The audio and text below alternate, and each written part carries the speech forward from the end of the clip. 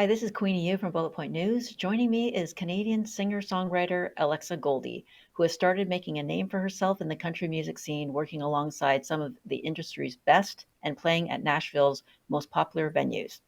Her independent releases, Come On Home and He Would, have been featured on CMT.com, Today in Nashville, and BBC Radio. Alexa, welcome to Bullet Point News. Thank you so much for having me. I'm excited to be here. Thanks for joining us. Alexa, you're going to be performing at Stouffville's Ribfest on Saturday, August 12th at 1 p.m. What can the audience expect? If you like country music, upbeat 90s country, maybe a little bit of pop influence, maybe a little bit of classic rock, then you will enjoy my set. It is just me. I don't have my band with me, so it's going to be a little bit different, just me and my guitar, but still it's going to be a fun time. You are known to write some of the saddest breakup songs. Could you tell us a bit about them? Yeah, of course. Before I started writing songs, my favorite artist and songwriter was Taylor Swift. And of course, she is the breakup song queen. So that is where I got a lot of my inspiration from. I wrote my first breakup song when I was 10 and hadn't even had a boyfriend yet. So a lot of it is just from what I see in the movies, friends, older people that I see going through certain things.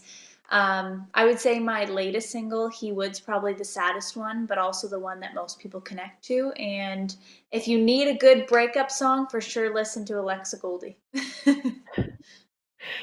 You wrote your first breakup song, when you were 10. Tell us about that.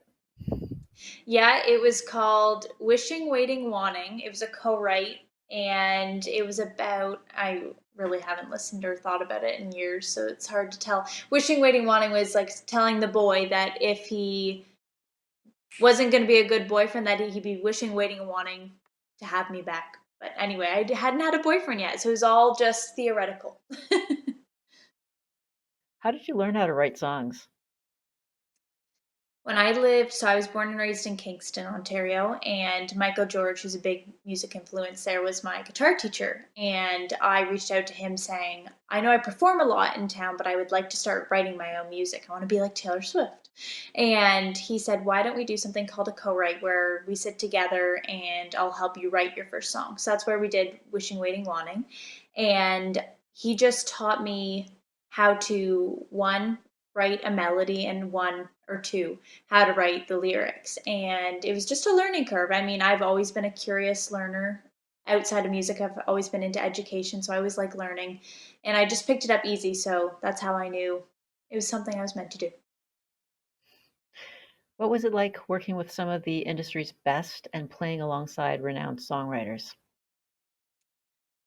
Oh, well, I have one story. So in 2019, I was invited to play the Listening Room Cafe stage. So I was still living full time in Canada at that point. And in Nashville, that is one of the most renowned stages to perform on, the Listening Room.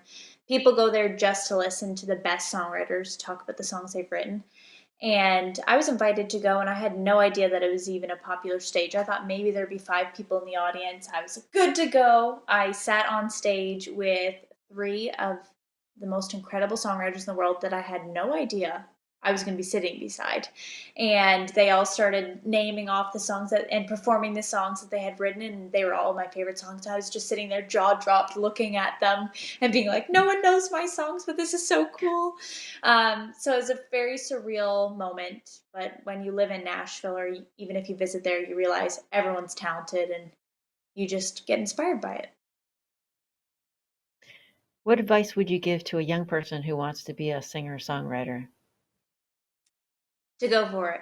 You will never know if your passion is your passion. The music industry is one of the hardest ones to stay into, to get into.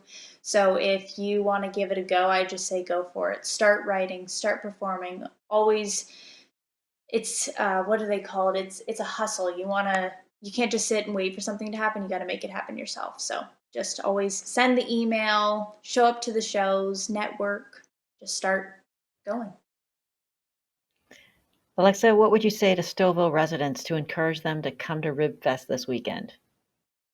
Oh my goodness, Ribfests are one of my favorite things ever. I go to Ribfests all over Ontario every year. I have personally never been to the Stouffville one, so it's going to be my first time. So if it's your first time, you should go. If it's not your first time, you should still go. I performed at the Bowmanville one a few years ago. I was really sick, and so I'm ready to redeem myself and just have a great time. So come on out, and if you come to watch my show, I'd love to take a photo with you, say hi. Alexa, thank you so much for joining us at Bullet Point News today. Of course, thank you so much for having me. Hopefully see you on Saturday.